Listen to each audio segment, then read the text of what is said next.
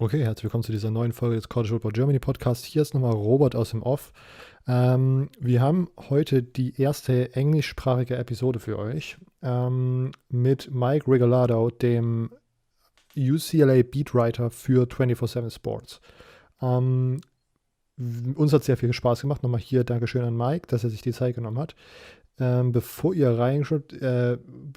euch reinwerfe in die Episode, eine Anmerkung. Wir werden auf Twitter und Instagram CFB Germany Pod und CFB Germany Podcast als Username jeweils die Woche auch mal Umfragen posten, ob euch die englischsprachigen Episoden gefallen würden oder wie euch diese Episode gefallen hat, weil uns das dann in der Off-Season-Planung ein bisschen weiterhilft. Vielleicht laden wir dann doch mal den einen oder anderen englischsprachigen Gast ein, den Amerikaner. Sollte es euch gut gefallen haben. Und wie immer, seid nicht zu harsh mit unserem Englisch. Ich glaube, es ist am Ende ganz gut geworden, aber mir ist auf jeden Fall auch wieder aufgefallen. Und ich glaube, das ging immer auch so, dass man so eine kleine Eingewöhnungsphase braucht, bis man wieder so smooth ist im englischsprachigen Bereich. Und jetzt ohne viel weiteres Gelaber, viel Spaß mit dieser Episode. Herzlich willkommen zum College Football Germany Podcast mit Silvio, Immo und Robert. Und jetzt viel Spaß mit dieser Episode.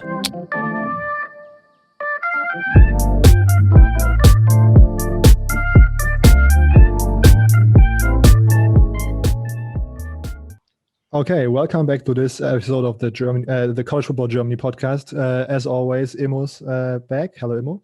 Moin. Our guest today is Mike Regalado. Hello, Mike. Thanks for being here. Thank you very much. And you pronounced my name correctly, beautifully. Hey, nice. Thank you. And myself, Robert. Maybe for the listeners, for the background information, we did the Pac-12 South analysis a couple of weeks ago, and we asked our listeners, what are the most interesting teams in this upcoming season?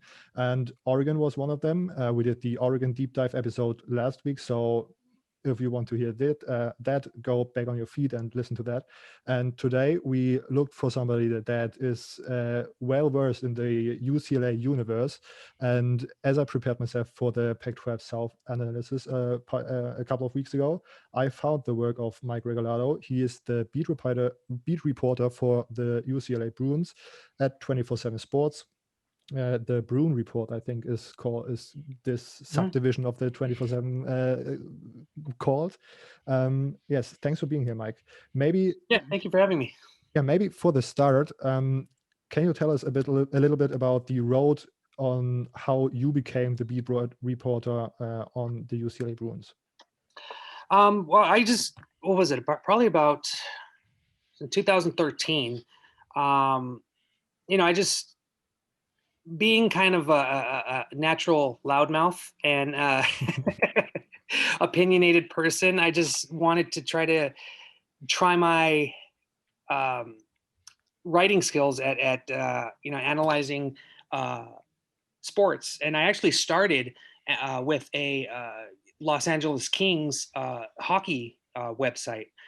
From there, I got into a local LA site that focused on UCLA sports, and from there I was recruited to be the managing editor for Gojo Bruin, which is part of the Fansided network.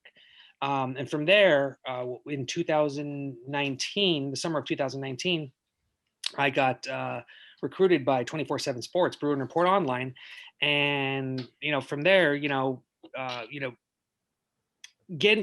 being a small site and trying to get your workout is a bit of a task, but one thing that Fansided really did well was teaching us how to get our articles into search engines, and that was one thing that impressed my current boss, Tracy Pearson, how all of my articles were at the top of like UCLA searches. So not only knowing the content of the programs you're covering, but knowing how to get it out there was huge. And especially in this digital age, it's huge to understand how to get your articles, your stories, whatever it is you're doing, out there, so that a wider array of people can check it out. So in 2019, I joined in August, right before the 2019 season, and definitely a lot more work, but definitely fun. I mean, that first day, I remember stepping out onto the Rose Bowl field and going, "Wow, this is my job. This is amazing."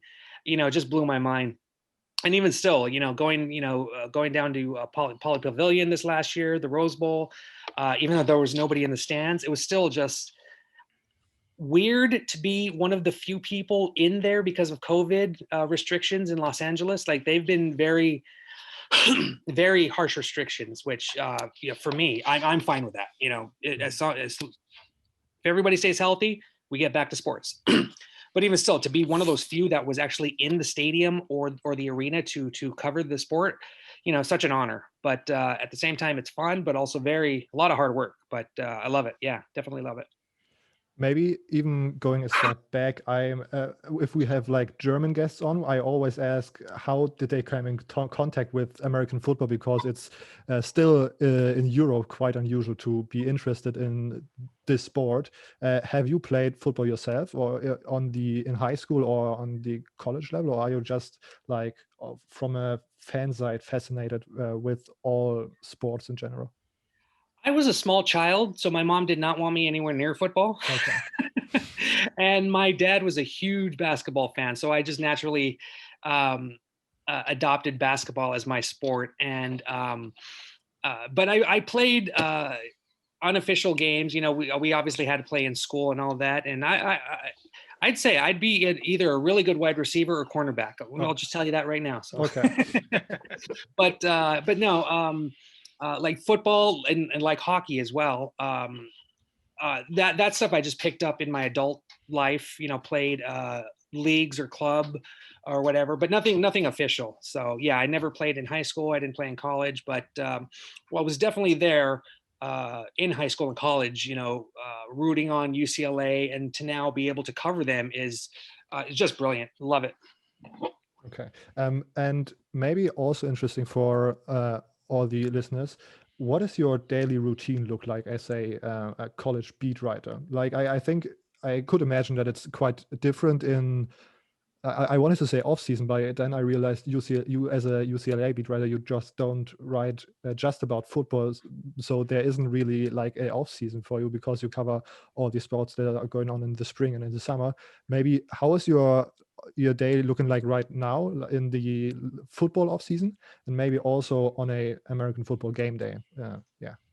Well, we just wrapped up practice. UCLA just wrapped up practice, and we just a spring practice, and we just wrapped up our coverage of it. That was that was basically the entirety of May, which culminated with now about a week and a half ago with the spring showcase. Usually, in normal times, teams will have a spring game, but UCLA, because the university was still have a heavy lockdown, they weren't able to put on a game, so they basically just had a glorified practice.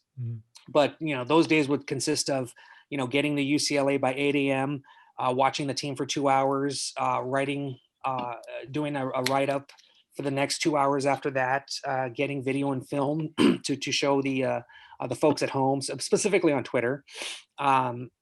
And after that, do some analysis, like who was injured, who did we see here, how does that affect the depth, stuff like that. But now with the off season, it's just covering.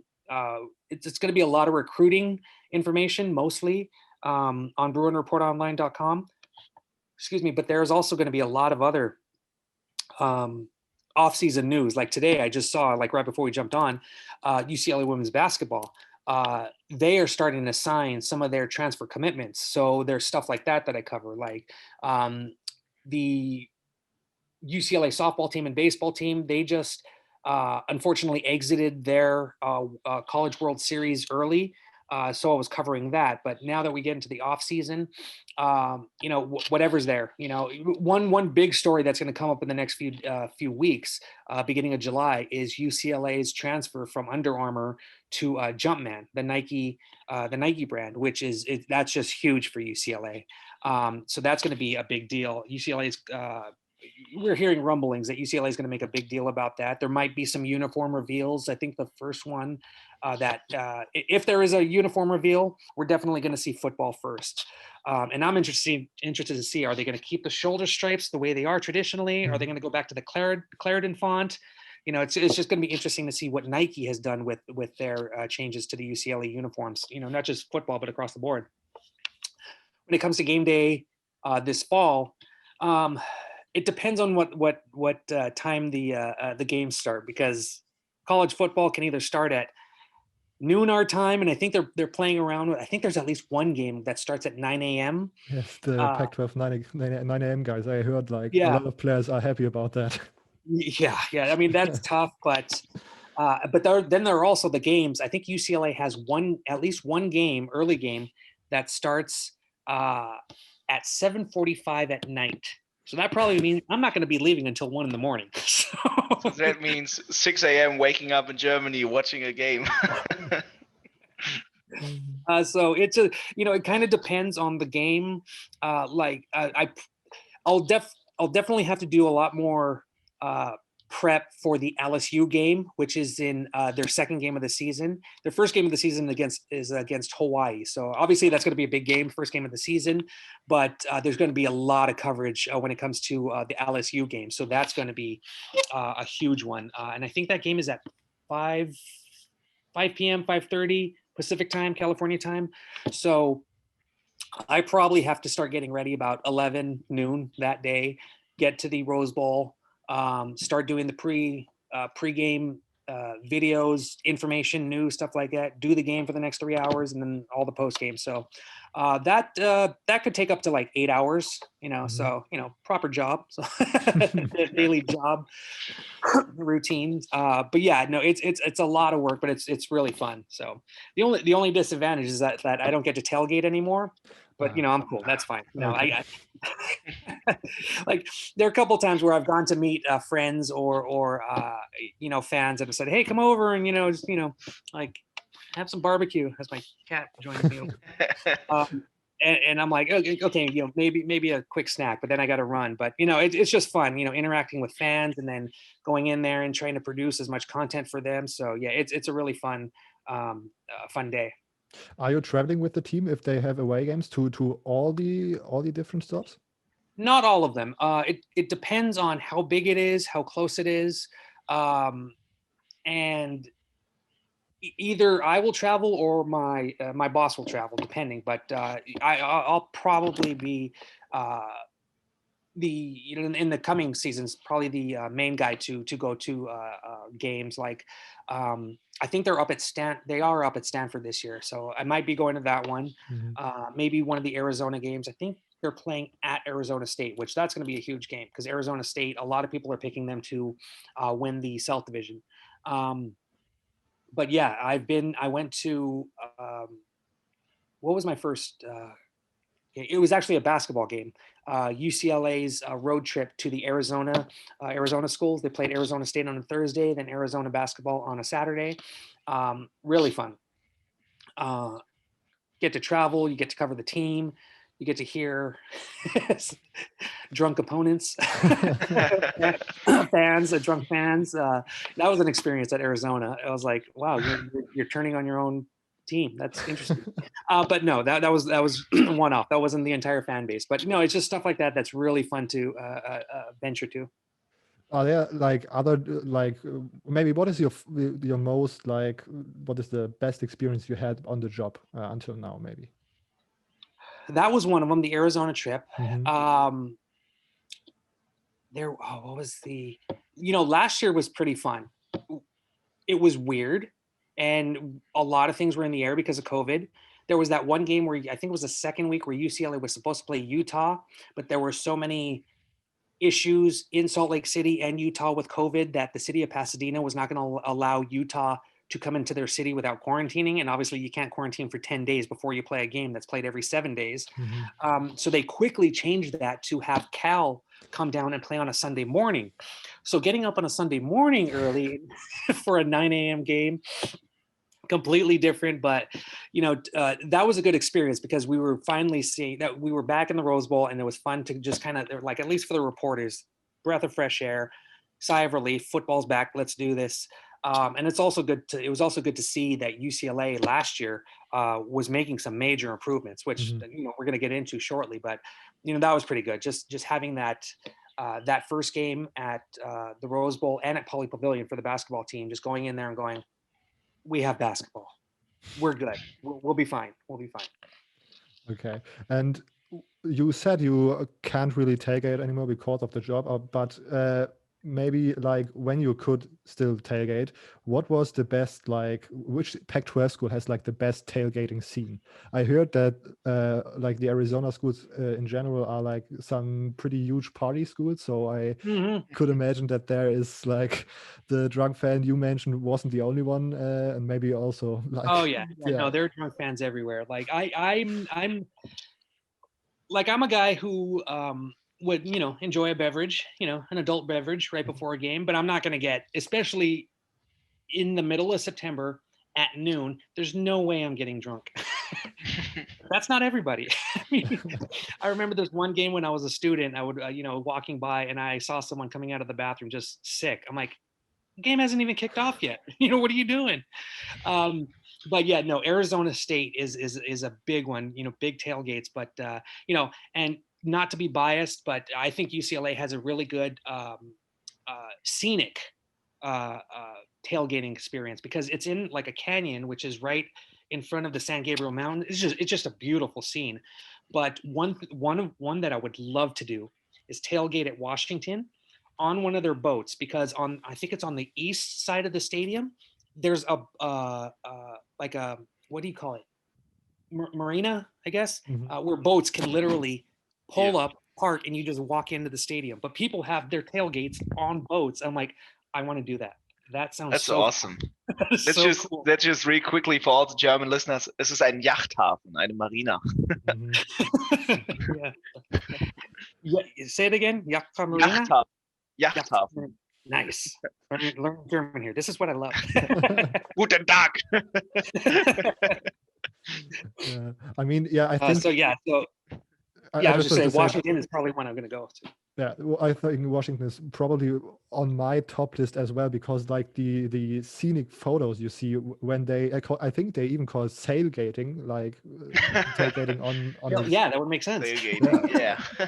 That's just it's just looking so phenomenal. It kind of reminds me of the stadium of the San Francisco baseball team. I think they have something Giants, like they have also like a big like water thing near the stadiums, and there are also like boats, and they like count the home runs that are like going over the wall and into the water, and so I think that's always pretty funny if there's like that's taking sports to an extreme, which I love. Exactly. Okay, Mo. So let's dive into UCLA, into the season. I think let's start first with some key departures. We departed onto the party scene. Now we depart to the guys that left the team. So what do you think? What are the key departures of UCLA? Who went to NFL? Who went to graduation? Who went to the leagues? So who left the team? There are two. Running back / wide receiver, Dimitri Felton, and defensive tackle Oso Digizua. Now those guys are two, as you say, key exits, key guys that have that were drafted in the NFL, recently, a couple weeks ago. So though they have to fill those holes, but luckily those are the only two guys that are leaving. UCLA is the top Power 5 school, of the 5 major conferences. They're the top school in the 5 major conferences to return the most players from last season. So number one, that's really good, because Chip Kelly's teams the last few years have been a little bit understaffed. Like they've had to hit the transfer portal pretty hard and then bring in walk-ons. But finally, they return a lot of key players. I believe it's something like 97% of the team is returning, which is huge. That's huge for UCLA. But more importantly is that in the last few years, Chip Kelly has said, well, we have a young team. Well, he doesn't have a young team anymore. These are upperclassmen, junior, seniors who now they have all this experience. beforehand we were talking about, Jordan Ganmar Keith, he's a transfer. UCLA has hit the transfer portal and brought in some really key guys who are going to be able to help. So only losing Felton in the running game and Odigizua at the defensive line, that's pretty big. Those are big losses, but they have guys that are doing their part to fill in, like Otito Obonya. He's not there at the OSA level yet, but he's not far off. So he should fill that spot pretty well. And having Michigan transfer Zach Charbonnet, the running back, he looked really good. I mean, kid is just massive, just arms like just huge. And he was just picking his spots in practice. So he's going to help out in the running game as well. And then you also have Britton Brown, who's returning, who is a pretty solid, number 2 running back. So UCLA loses those 2 guys, but they're filling it in pretty well. Yeah, so let's stay a bit at Zach Charbonnet, because that's something that not only itches a little bit my heart because I'm a huge Michigan fan, but also we always talk about him, huge expectations that didn't like too much, didn't live out at Michigan at sometimes maybe. So what are the expectations? Do you think he can be a starter? He can be some guy that gets like the number 2 spot? What are the expectations for him? Oh, he's definitely going to be, one of the 2 running backs. I mean, with Chip Kelly, he changes things around a lot. So if they go to a 1-back set, I think they might start off with Britton Brown, but if Charbonnet is as good as advertised, he'll probably get that number 1 spot. But at the same time, I could see Chip Kelly doing a 2 running back set, having both Charbonnet or Brown or some of the other guys who actually didn't look too bad, like Keegan Jones did pretty well. They have a freshman come in, Deshaun Morrell from Alabama, of all places, never visited UCLA, but committed to UCLA, decommitted, wanted to check all of his options, but then recommitted to UCLA, and he's just all UCLA. And he's on Twitter a lot. He's showing his workout routines. He's a track star, so having a guy like him is also going to help the depth. So it's going to be interesting to see how Chip Kelly uses all the running backs. Yeah, so that's very interesting. I mean, on those points, what do you think, like the freshman impact? Is there somebody, you mentioned there's a lot of seniors, we kind of get a super senior vibe in that regard. But what are the freshmen? What are the guys that are coming in now, bringing in the new fire, fresh energy? Who do we got there? The one that really stood out was Devin Kirkwood, defensive back. I'm blanking on where he's from. I forget where he's from, but he was a highly anticipated recruit, but then coming in and he's just hanging, with the upperclassmen. And there were a couple of times where he got a few reps with the first team, and then was like, wait a minute, that's Kirkwood. That's the freshman. So, and he looks the part too, looks really good. Obviously he has some development, but his athleticism is just, really good. On the offensive side, I got to say, Deshaun Morrell, I'm really excited to see what he can do. Had some impressive numbers in high school. I think he had a shortened season in Alabama, but he still put up some impressive numbers. So those 2 are going to be 2 guys I'm going to be watching. Kirkwood came in early, so he was in spring, but Morrell, he was still, I think he's just finishing up high school right now in the last few weeks or in the next week or so. So he wasn't able to come in early, but he'll definitely be in the fall. So Deshaun Morrell, running back, and Devin Kirkwood, defensive back. So those are already pretty interesting guys. So what are the most interesting things that happened in the spring ball? What is the most interesting things out of spring, out of the preseason? What happens there? We saw a lot of offensive players go down, basically sidelined. And for me, it took me like halfway through spring to go, you know what, maybe they're not seriously injured. Maybe they're just kind of taking it slow, because it is spring. There's no need to push it right now. But there were a lot of offensive guys who were not practicing towards the second half of the towards the end of spring practice. And then head coach Chip Kelly said in his final press conference of spring that it's just safety precaution. No need to push those guys when they have a strain or something like that. And he said that 90% of the guys that were sidelined, I think there were like maybe 20 guys that were sidelined. He goes, 90% of those guys, if it was game day, they'd be good to go. It's the major ones he's concerned with, like Martin Andrus, who I believe did he tear his ACL last season?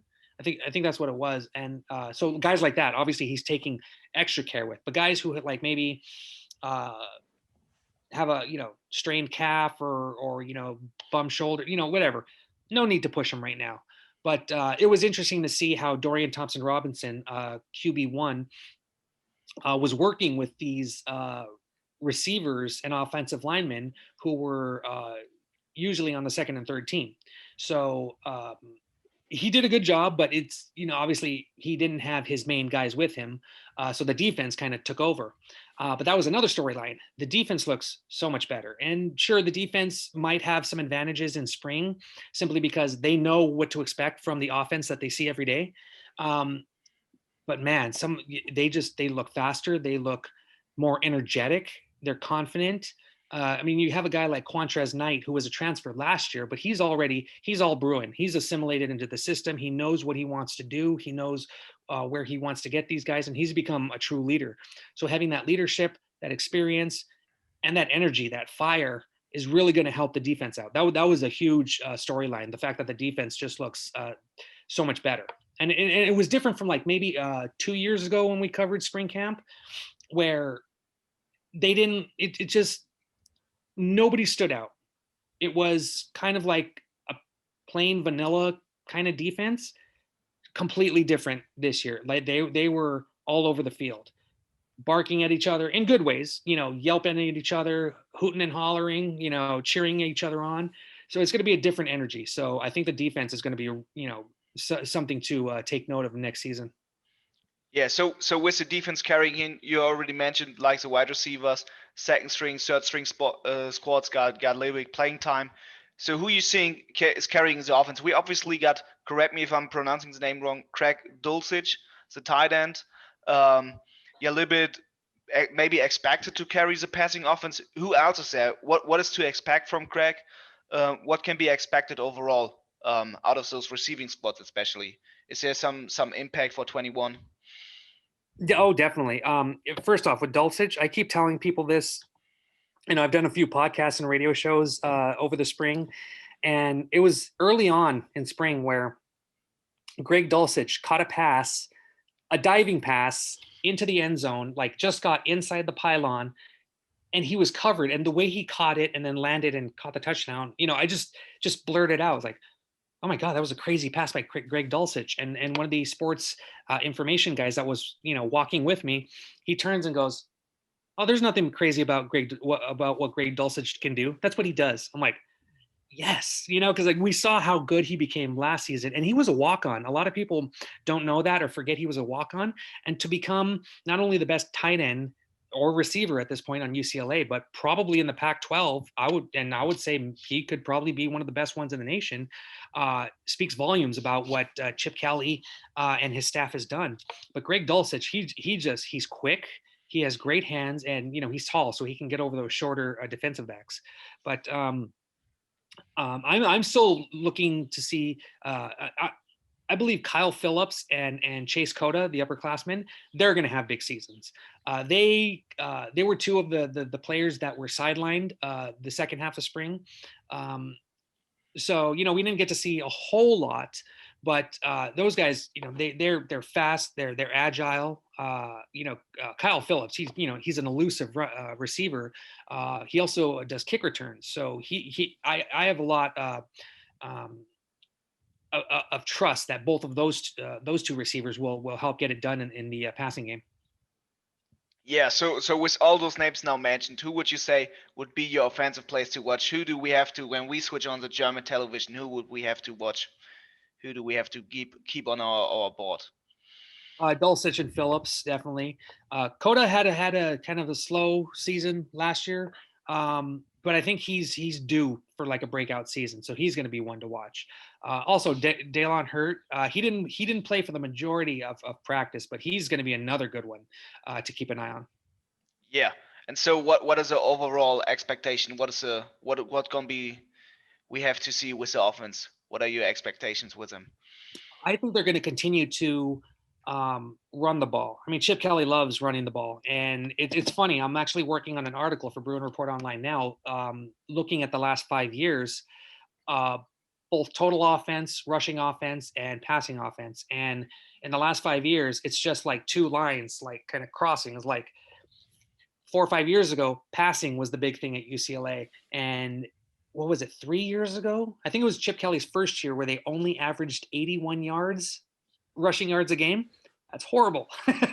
Last year was well above 200, and it was just brilliant because the offensive line, Justin Fry, the offensive line coach slash offensive coordinator, he's just done some amazing things with the offensive line and getting them to really buy into the run offense, run blocking, all the different schemes, the push pull schemes, pin pull schemes. I'm sorry. So they have really stepped up, and I think they are going to be. I know the offensive line is not fancy; it's not a glamorous spot, but you got to watch this UCLA offensive line. It's just they're really good. They're in tune to what's happening, and now they're deep, like all the other positions. At the start of spring, they pretty much had a 3 deep roster at each position. That hasn't happened in Chip Kelly's tenure. So for the offense, I think they're going to still have a good passing game, especially with DTR running the offense, but their run game is going to be really good, especially DTR, who he was averaging 1.7 rushing yards per attempt, I think, in his first 2 seasons. Last year, that was up to like 5.6. Huge increase. So his durability, his ability to be a dual threat is going to be a huge weapon for the Bruins next season. That's great. So let's jump back to the defense. You already mentioned it's going to be a great defense. I mean, spring game, they been the side that dominated. So who are the defensive key players to watch? Who are the guys we have to see? Otito Bonia, he's going to be in the middle on the defensive line. Quantrez Knight, he's that striker position, which is basically like a hybrid linebacker defensive back. Oh God, who else stood out? Like so many guys. Jay Shaw, cornerback, he looked really good. He had at one of the other cornerback spots was being traded off by Obi Ebo, and I'm blanking on the Mo Osling. But Jay Shaw, he handled that other cornerback spot. He did not relinquish that spot. He's going to be the number 1 guy. He's going to be big. Quentin Lake, senior, looks the part. He looks like an NFL player. So that's great because UCLA's pass defense hasn't been great the last few seasons. I think that's going to be much improved this season. God, who else was out there? Devin Kirkwood, as I said, a younger guy. There are a couple, Alikeo, another transfer, Alabama transfer. He looked better. He didn't play much, but he looks the part. And coming from Alabama's defense, that's going to help out UCLA. So but it just seems like there's just going to be so much faster, so much energy. Like I said, the pass defense wasn't great last year, but their pass rush was so much better. UCLA, I believe, was 8th. I might be mixing this up, but I think they were 8th in sacks in the nation and 30th in tackles for a loss. Might be backwards, but even still, that's huge from what UCLA has done before. They weren't even close to that in the previous seasons. So to be able to have a pass rush like that is obviously going to help out the secondary. But I just think they're going to be faster. They're going to be hungry. They're going to be looking for blood. And it's just going to be a fun defense to watch. Because it was fun for me last year compared to the year before. The year before it was like, oh, here they go again. The year before in 2019, my thoughts for the defense was, okay, can they stop them? Last year was more like, where are they going to stop them? But yeah, I think they did get worn down last year. They allowed Stanford and USC to come back in those 2 games and win that, which is unfortunate, but it was still an improvement from the last few seasons. So the defense is going to be really fun to watch. Yeah. So you already said like the comparison with last year and now the comparison with this year. So how would you compare UCLA on the national comparison, like in overall defenses? How would you rank the defense in the national comparison? I would say they have a shot to be like maybe a top 30, probably like a top 30, top 40 defense, which for UCLA, that's not bad. Obviously, you say top 30, 40. Well, you want to be more 5, 10, 15. But for UCLA, that's quite an improvement. And I think, they could be better, but, safe bet is being maybe like a top 30 team. But I think they're really going to surprise people. I'm already reading a lot of these preseason analysis, and people are saying, oh, well, UCLA did this or didn't do this last year, so they'll probably have like the 7th or 8th best defense in the Pac-12. And I'm looking at that and like, probably a little higher in the Pac-12, but nationally, I think, like I said, top 30. But there's just so much potential for the defense. It's just going to be fun to watch what they do next season. I want to talk about the UCLA ceiling in 2021, but before that, I have a question that is more focused about the future. You talked about like the whole vibe that the defense gives to you. You talked about the offensive coordinator that did some great stuff scheme-wise. Do you think that UCLA's probable success this year could transfer in like the next coming seasons, or is this whole situation right now just created because there are like a lot of experienced guys that maybe won't be there like 2022? Do you think like that the Chip Kelly like installed his like winning mantra in the team? Definitely. They have definitely adopted his attitude, his mannerisms, even his coach talk, his coach speak.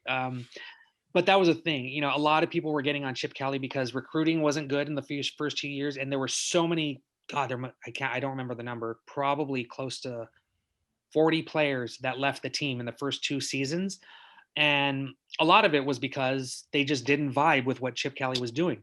The guys he has now, they're vibing with what Chip Kelly's doing. So there's no excuse why anyone should not be on board, should not buy into what Chip Kelly is doing, what the coaches are doing. Chip Kelly has even brought in some key coaches, staff members. Ryan Gunderson, who was the quarterbacks coach at San Jose State the last few years. San Jose State had an amazing passing game.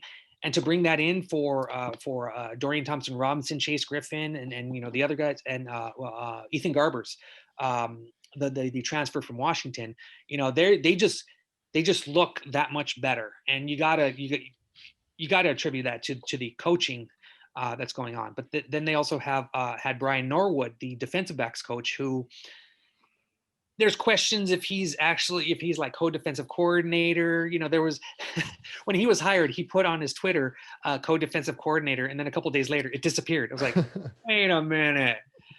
But the change in the defense from 2019 to last year, you could tell that there was quite a difference. And you got it, everyone still suspects that Brian Norwood, and he even said too, yeah, he's had some input, but at the same time, like all the other coaches, he attributes it to the collective effort, the collective work of the coaches, which, hey, that's fine. If they're, if it results in them getting, ranked in the top 30 in sacks and tackles for a loss, hey, that's awesome. Next thing they got to work on, secondary, I think that'll work. But yeah, right now, the guys that Chip Kelly has, it took a while. It took a lot of pain for fans to go, great, another losing season.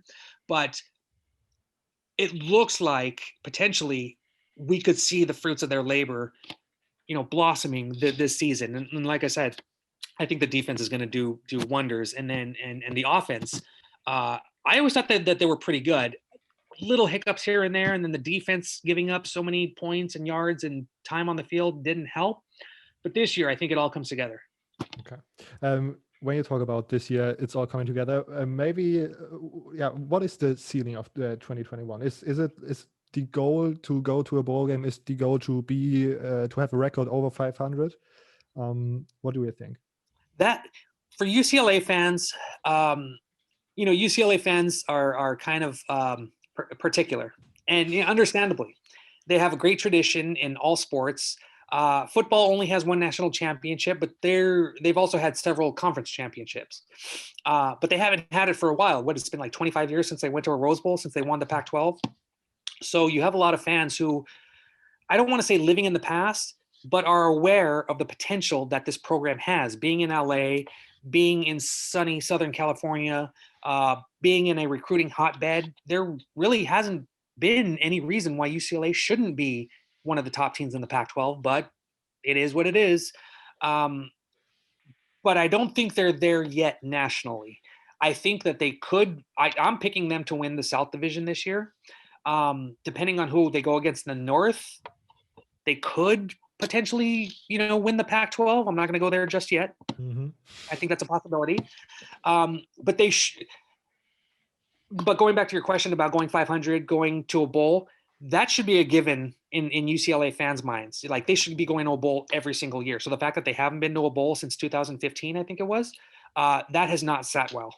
So they should go to a bowl game this year. What I'm thinking is that 8, 9, 10 wins, that should be where UCLA lands this year. Because, I saw a lot of progress last year. In 2018 and 19, they were getting blown out by teams. They didn't get blown out by a single team last year. Sure, they had some hard losses, but what was the number? I think the worst loss was by 5 or 6 or 7 points. That's actually, looking at progression, that's pretty big coming off the 2019 season. So their ceiling, I would say, aiming for that Pac-12 championship, national, I'm not sure they're there yet, but that's where I think they should be. Okay. And do you think that Chip Kelly is on a hot seat if this season maybe goes like a season 2019, where like every UCLA fan is disappointed in probably himself because the expectation before this season are so much higher? Oh, definitely. Recruiting finally picked up. They've done well in the transfer portal, and actually on the recruiting trail with high school recruits. So that's good. That has quelled the vitriol from the fans. But he also needs to prove it having a winning record. I think if he goes 6-6 or even 7-5, he might be out. Just because like UCLA it's been 4 years. You're still not having a stellar season. It has to be somewhere like 8, 9, 10 wins to secure his job. Okay, what do you think about you said you going to pick UCLA to win the Pac-12 South. Mm-hmm. Maybe maybe can you give us your Pac-12 South prediction for this upcoming season? I think it will be, I'm having a hard time. The thing was, with COVID last year, a lot of teams, even their 6-7 game shortened season, they didn't even do that. I think Utah had something like 4. Yeah. So it couldn't really take anything from what Utah did, but they still have a lot of talent. Coach Whittingham still is still a genius. Herm Edwards, I think he's on the right path, but a lot of people are picking him to be South Division, to win the South Division. I don't see it. I can see it, but I just think the talent in the South, especially, is improving. Even Colorado, like last year with Carl Durrell, former UCLA head coach, he surprised a lot of people. He got Pac-12 Coach of the Year, so he could be in the running as well. I don't think he has the talent, but I think he's on the right track. Right now, I would probably say, in order, it would probably be UCLA, USC, Arizona State, Utah, Colorado, and then Arizona. The only definitive would probably be Arizona being last, because they have a coaching change. There's just a lot of change. They did not win a single game last season, but they have another former UCLA coach, Jedd Fisch, in there. And I like Jedd Fisch. I thought he did a really good job with the offense in Jim Mora's last season. So I don't think he's going to do anything this year, but I'm interested to see how he can make that team into his own in the coming years. But that's what I would predict for the Pac-12 South right now. Okay. I think the Pac-12 South this year is going to be, or maybe like the last year was, like, it's so interesting because it has in the top is like so much deeper in talent and talented teams than the North, where it's basically between Oregon and Washington. Maybe Cal can like slide in there, but you have like basically 4 teams in a 6-team division that could potentially make the number 1 spot in the South. Yeah, exactly. Yeah. That was like kind of the football part of this episode. I have some swag questions. You mentioned earlier the Under Armour and Jordan brand change in the UCLA uniforms, and I want to ask you, what is your favorite all-time UCLA uniform? That's a tough one, because I do like the old school ones that are like it almost looked like tan pants and super light blue with the white stripes. Okay. But I'm also particular to the darker blue jersey with the yellow and white stripes. I think that's sweet, but also with the Clarendon font. The block font, kind of cool, but the old school UCLA numbers and letters, I think would look good with the Clarendon font. But yeah, and in one thing during Jim Mora's era, they did play around with a different what do they call them? Alternate uniforms. And Adidas did a lot of that, and I'm an Adidas guy, so okay. I Adidas is my brand. So when they went away from Adidas, I was like, oh man. So I was like, it's Adidas. But I did they did have this one black uniform and their letters were shiny. I forgot what they called it, but that looked pretty sweet. It was also the LA midnight uniform. Yes, thank you. Wow, yes. You look nice. And then they did this one for, I think it was Labor Day. They to honor the U.S. military. They had like these frogmen suits. It was gray with kind of like darker gray black letters and or gold letters. And a lot of people didn't like them, but I thought they were pretty sweet. And they had like a frog. I think I might be mixing two different ones, but either way, that was under the Adidas brand. Under Armour hasn't done anything like that. And Chip Kelly even said, I'm worried about the football team. I'm not worried about uniforms now, which is weird because when he was at Oregon, they had like 80,000 combinations. So it's like, well, can we get one maybe? But we'll see what Nike and Jordan brand does, because obviously this is huge for UCLA, and it's also huge for Nike and Jumpman as well. Just because you have, especially with UCLA basketball coming off their huge Final Four run. My gosh, that's going to be huge for recruiting. It's already huge for UCLA basketball recruiting, men's and women's. I talked to the women's coach 2 weeks ago, and actually, a couple of coaches. One of the assistant coaches says, I asked, "Is Jordan Brand, is that really a big deal?" Like, I know it is, but we did it for the website BruinReportOnline.com, and the assistant coach Tasha Brown said, "Oh, it's huge. Like." Even before it happened, recruits were asking, "Hey, are you getting Nike Jumpman? Are you getting Nike Jumpman? Because that would help sell me." And it's fashion. It's fashion is part of our daily life. Whether it's Cruella de Vil, which that was an amazing movie, I loved it, or you have these alternate uniforms. Whatever it is, there's fashion in our everyday lives. So to have something like Jordan Brand that the kids can really cling to, that's huge. It is.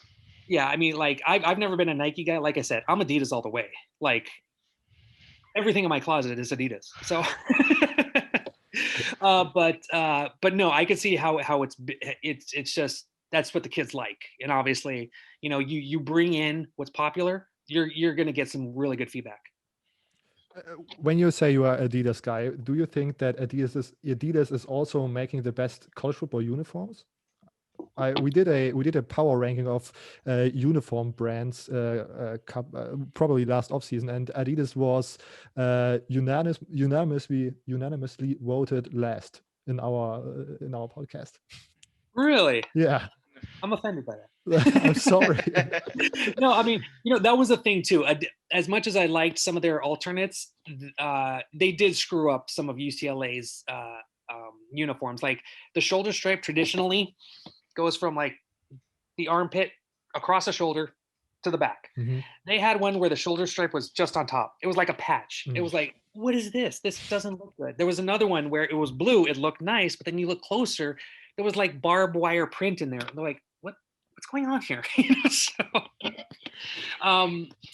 I get it too, but I mean, also Nike and Under Armour have made some pretty atrocious alternate uniforms where I'm just like, what is? Oh God, why would you wear that? Oh God, Milan and Paris would hate this. But it's just it just depends too. Okay. But yeah, I mean, it varies. Okay. Obviously, I'm biased to Adidas, but Going back to fashion, do you think that there is ever going to be a all gold UCLA uniform? I saw some photoshops from like some fan pages, and I thought it looked really good. But I think it does it ever was there ever like a actual gold just jersey? not that I'm aware of. Yeah. It's always been whatever shade of blue they're doing this year. That's Mhm. another annoying thing. Over the last 20 years, 30 years, there have been so many different shades of blue. It's like, can we pick one? But the gold has stayed. But no, there hasn't been a gold uniform. It's basically been the blue home uniform or the white, blue or black, depending on the alternates during the Adidas era, or the white road jerseys. So yeah, nothing. But I've seen a lot of those conceptual drawings, and some of them look cool, some of them like weird combinations, but yeah, and all gold would be pretty cool, like maybe with the blue helmet or something like that. Like yeah, I still have the video game NCAA 14, and they have the jersey combo in there, and yeah, before every game I'm like, nah, let's change it up, we're changing it up. The only thing UCLA should never do again is the what the fans call the surrender whites. That's when Rick Neuheisel decided to put have UCLA wear these all whites uniforms in a game against USC. They lost 50-0. Oh no. They were like, never again. We are no, never again. So as long as it's not all white, we're good. So Okay.